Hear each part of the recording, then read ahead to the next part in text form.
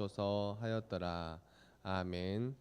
오늘 이 새벽 시간에도 아버지 앞에 나와 기도에 힘쓰시는 여러분들을 진심으로 환영하고 축복합니다. 오늘 말씀의 제목은 주님 말씀하시면입니다.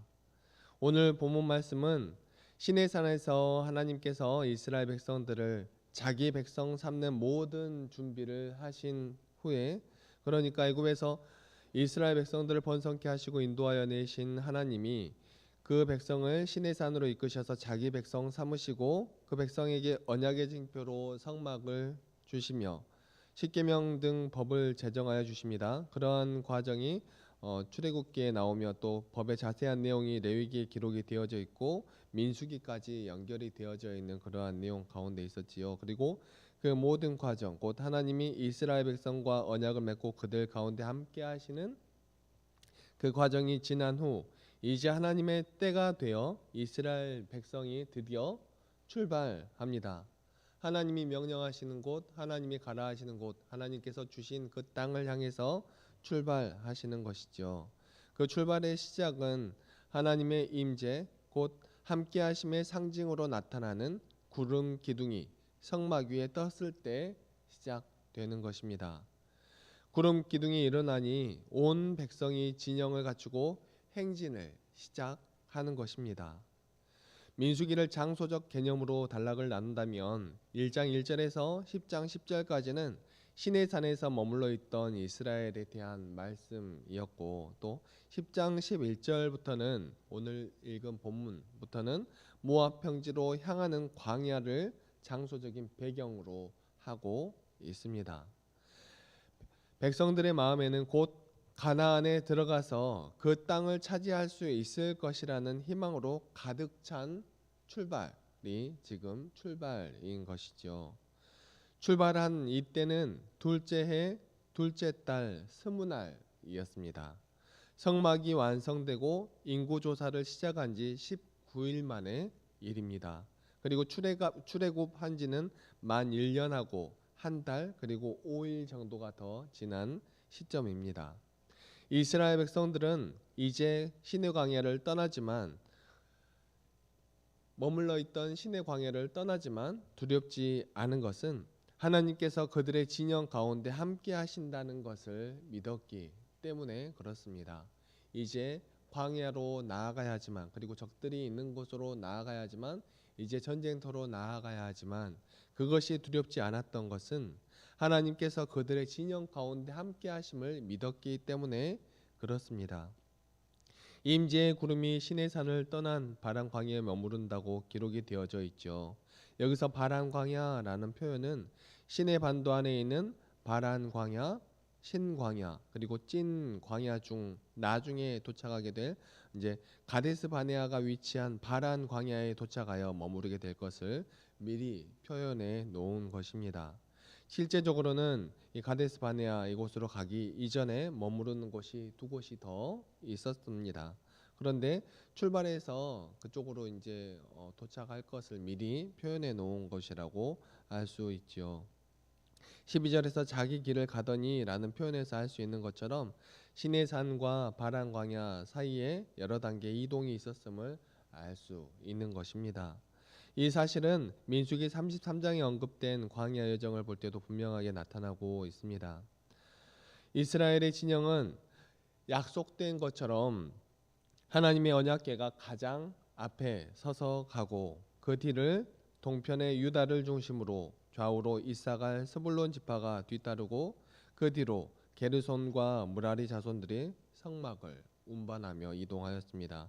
그리고 그 다음 르우벤 지파를 중심으로 좌우로 시몬과 갓 지파가 뒤따르고 고앗 자손의 성소 기물 운반이 그 뒤를 따릅니다. 그 뒤로 마지막 에브라임 지파를 중심으로 나머지 6지파들이 그 뒤를 따라 이동하지요.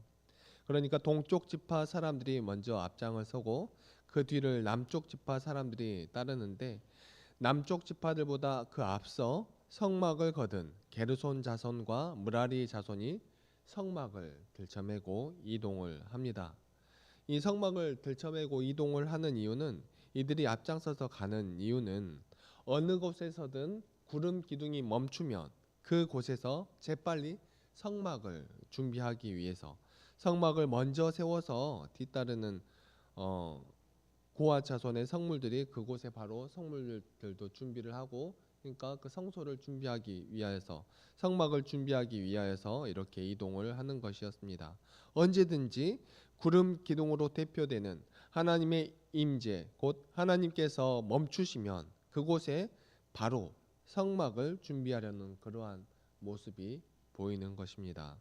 우리가 평소 부르는 찬양과 약간 비슷하지요. 주님 말씀하시면 내가 나아가리다. 주님 뜻이 아니면 내가 멈춰 서리다. 그러니까 주님의 그 하나님의 상징으로 나타나는 그 구름 기둥이 이동하면, 그러니까 주님 말씀하시면 이동을 하고 그 구름 기둥이 멈추면, 그러니까 주님 뜻이 아니라 하시면 그곳에서 멈추어 서는 것과 같은 맥락이죠. 우리도 그렇게 살아가야 하는데 우리의 삶 가운데서는 어떤 게 주님의 뜻인지 헷갈릴 때가 많이 있지요.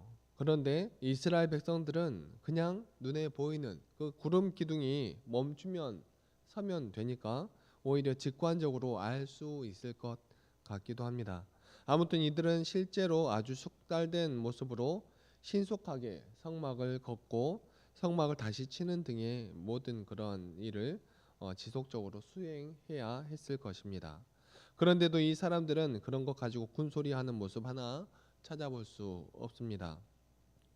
성막의 이동 그 바로 뒤를 이어서 남쪽 지파의 군대가 그 뒤를 따라갑니다.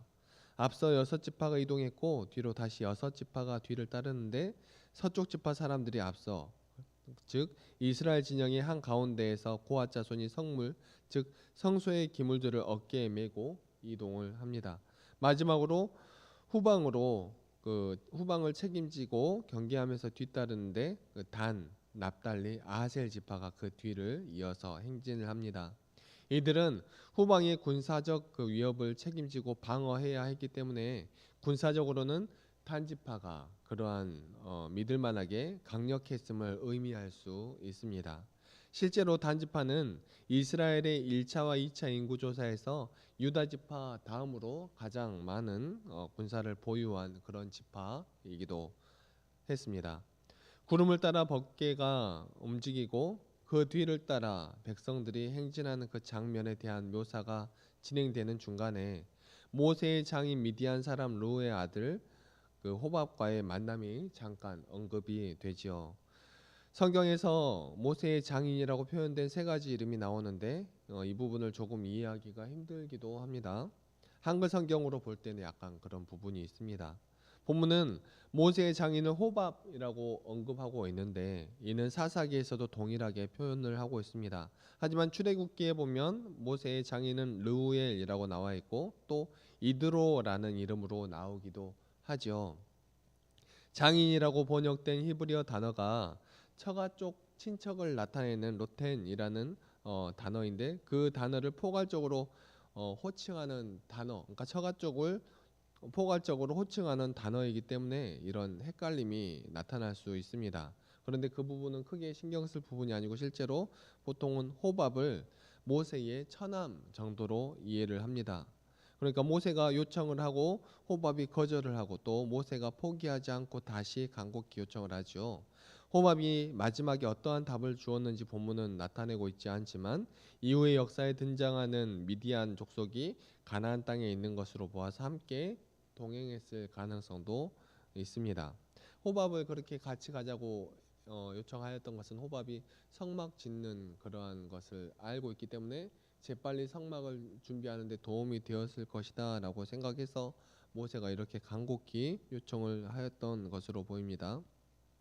그런데 어떠한 사람들은 이런 것을 그러니까 하나님의 백성만 있으면 되는데 모세가 하나님을 의지하지 못하고 인간적인 그러한 방법을 의지하는 것 아니냐라고 이해할 수도 있지만 모세가 인간적인 방법을 구하는 것이 아닌가 하는 그러한 의구심을 가질 수도 있지만 하나님의 인도하심을 인간적인 노력을 배제하는 것으로 여기면 안 됩니다. 그러니까 하나님께서는 우리가 합력해서 선을 이루기를 원하시는 것이지 너희는 아무것도 하지 않고 내 뜻만 구해라라고 하신 분이 아니시다는 것이죠. 약간 헷갈리면 안 됩니다. 우리의 모든 삶 가운데서 하나님을 의지하며 나아가야 하는데 우리는 우리의 삶 가운데서 우리가 행할 수 있는 일, 하나님께서 우리에게 맡겨주신 일, 그러한 것들을 감당해 나아가며 하나님을 또 의지하며 나아가야 하는 것이죠. 다시 33절부터는 이스라엘 백성들과 법궤와의 관계를 잘 나타내주고 있습니다. 그러니까 하나님과 또 이스라엘 백성들의 관계를 나타내고 있는 것이죠. 이스라엘 자손들은 여호와의 산을 떠났지만 여전히 법궤를 따르고 있습니다. 그들은 법궤와 사흘길을 두고 따른다라고 되어 있는데 여기서 말하는 사흘길은 충분히 떨어져서 뒤를 따르는 그러한 것을 의미합니다. 그렇기 때문에 실제 거리로는 여호수아 3장 4절에 언급된 것과 같이 2000 규빗 정도, 그러니까 약 900m 정도 앞서서 법궤가 이동하였을 것이라고 생각이 되는 것입니다. 언약궤는 이스라엘 백성들을 인도하여 길을 갖고 또 쉴 곳도 찾았습니다. 성경은 법궤를 인격적 주어로 다루면서 하나님의 인도하심을 강조합니다. 하나님의 나타나심을 강조하고 또 하나님께서 함께 하심을 강조하는 것이죠. 광야 길을 걸어갈 때 법궤가 앞장섰고 그 위에 여호와의 임재의 상징인 구름이 덮여 있었던 것입니다. 이렇게 법궤와 구름 기둥은 이스라엘 백성들에게 하나님의 함께 하심을 확증하는 그러한 모습으로 나타나는 것이죠. 마지막 모세의 기도가 포함되어 있는데 하나님께서 일어나셔서 이스라엘 앞에서 싸우시며 대적들을 물리치시기를 간구합니다. 그런 다음 하나님께서 자기 백성들에게로 또 다시 돌아오기를 구하죠. 이런 기도는 구름이 그 성막 위에 떠서 출발할 때 그리고 구름이 머무를 때마다 이렇게 외쳐서 간구한 것으로 생각할 수 있습니다. 이스라엘 백성들은 이렇게 성막에서 구름이 떠오르자 시내산에서 떠나 가나안으로 향하여서 출발하였습니다. 그리고 그들은 준비하고 나팔을 불어 신호를 전달했을 뿐 직접적인 계획은 세우지 않았습니다. 우리가 어느 곳에 가서 머무르고 또 어떠한 곳에 가서 처녀를 정비하여서 어떠한 곳에 있는 적을 어떻게 물리치자 이런 것을 준비하여서 나아갔던 것이 아니라 하나님의 그 임재의 상징 그 구름이 떠오르면 그 구름을 바라보며 그냥 따라 나아갔던 것이죠. 그리고 구름이 멈추는 그곳에서 쉬고 성막을 풀고 짐을 풀고 그곳에서 쉬었던 것입니다. 하나님은 불과 구름으로 앞서가는 언약궤로 천사로 자신이 광야 길에 참된 인도자이심을 보여주셨습니다. 모세는 언제 어디서 공격할지 모르는 그런 광야의 대적들로부터 자기들을 보호해 달라고 하나님께 간구합니다. 그런 한 치 앞도 모르는 광야의 그러한 길에서 오직 하나님만 의지하며 나아갔던 것이죠. 우리의 인생을 광야의 인생길과 같다라고 이야기들 합니다. 그 광야의 길에서 우리에게 쉼과 힘과 안전을 주시는 하나님을 우리의 안내자로 모시면서 살아가고 있습니까? 우리는 우리의 삶을 살아갈 때 어떠한 모습으로 살아가고 있습니까? 혹시 우리의 삶을 살아가는데 우리의 모든 것을 우리의 생각과 우리의 뜻과 우리의 계획으로만 하려고 하며 살아가고 있지는 않습니까? 사랑하는 성도 여러분, 하나님께서는 우리의 광야와 같은 인생길 가운데 우리와 함께 하시기를 원하십니다. 우리에게 손을 내밀어 주시고 우리를 인도하여 주시기를 원하시는 것입니다. 그 하나님께서는 우리에게 손을 내미시고 내 손을 붙잡고 나만 따라오면 돼 라고 말씀하시는 것입니다. 그런데 우리가 하나님의 뒤를 따라가기 위하여서는 우리에게는 결단이 필요합니다. 우리가 다른 어떠한 것을 의지하며 나아가는 것이 아니라 하나님의 말씀을 의지해야 하겠다는 결단이 필요한 것입니다. 그러면 어떻게 해야 합니까? 하나님의 말씀을 따르려면 하나님께서 지금 이때다 할 때 출발해야 하고 여기서 멈춰야 돼 라고 할 때 멈춰야 하는 것이죠. 우리에게는 하나님의 말씀이 있습니다. 하나님께서 우리에게 주신 명령들이 있지요. 우리가 그 명령들을 지키면서 살아갈 때에 하나님의 그 임재의 상징인 구름 기둥이 나아가려고 하는 것, 또 구름 기둥이 멈춰서는 것, 그것을 알 수 있는 것입니다. 하지만 하나님의 말씀을 무시하고 하나님의 뜻을 따르지 않을 때 우리의 인생길은 출애굽 1세대가 그리하였듯이 우리의 목숨이 떨어지는 그러한 곳이 되고 말 것입니다. 사랑하는 성도 여러분, 우리 모두 하나님을 온전히 의지하여 주님 말씀하시면 나아갔고 또 주님 서라 하시면 섰던 그 이스라엘 백성들처럼 하나님께서 우리의 삶 가운데 나아가라고 말씀하신 그곳으로 나아가며 하나님이 서라고 하신 그곳에서 설 수 있는 담대한 믿음을 가진 그러한 믿음의 백성들이 다 되시기를 간절히 소망합니다. 그리하여서 광야와 같은 우리의 인생길이 우리의 목숨이 떨어져 버리는 그러한 인생길로 나아가는 것이 아니라 우리와 함께 하시는 하나님의 그 손을 잡고 함께 천국 문을 열어가는 믿음의 백성들이 다 되시기를 간절히 소망합니다. 기도하시겠습니다. 사랑과 은혜가 충만하신 하나님 아버지, 너무나 감사합니다. 오늘 이 새벽 시간에도 우리를 말씀으로 인도하여 주시고 우리와 함께 하여 주시는 생명의 하나님을 바라보게 하여 주시니 너무나 감사합니다. 하나님은 언제나 우리와 함께 하심을 우리가 알고 믿습니다. 하지만 우리의 연약한 믿음은 하나님을 바라보지 못하고 흔들릴 때가 너무나도 많이 있습니다. 우리에게 말씀으로 안내하여 주시는 하나님의 놀라우신 사랑을 저버리고 우리의 생각과 우리의 뜻대로 하려고 할 때가 너무나도 많이 있었음을 고백합니다. 하나님, 우리의 지난날의 모습을 돌아보게 하여 주시고 우리가 어떠한 부분 잘못 나아가고 있었는지 생각하게 하여 주시고 앞으로의 삶 가운데 우리가 어떻게 나아가야 할지 말씀을 통하여 알아가게 하시고 말씀을 통하여 깨달아가게 하여 주시옵소서.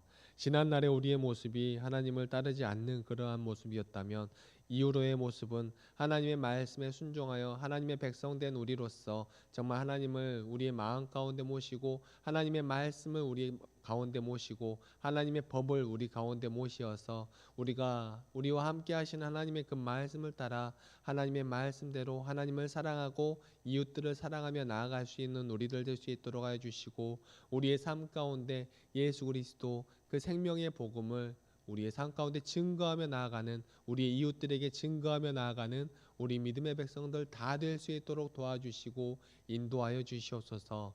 그리하여서 광야와 같은 우리의 인생길, 우리의 생각과 우리의 뜻으로 나아가 하나님의 말씀을 순종하지 않고 나아가 정말 멸망당하여 버린 그러한 1세대처럼 되는 것이 아니라 하나님의 말씀대로 나아가 정말 하나님께서 이끄시는 그곳 하늘문을 열며 나아가는 우리 모든 백성들이 다 될 수 있도록 도와주시고 인도하여 주시옵소서.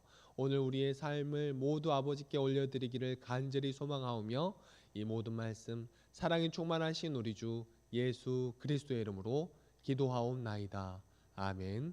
사랑과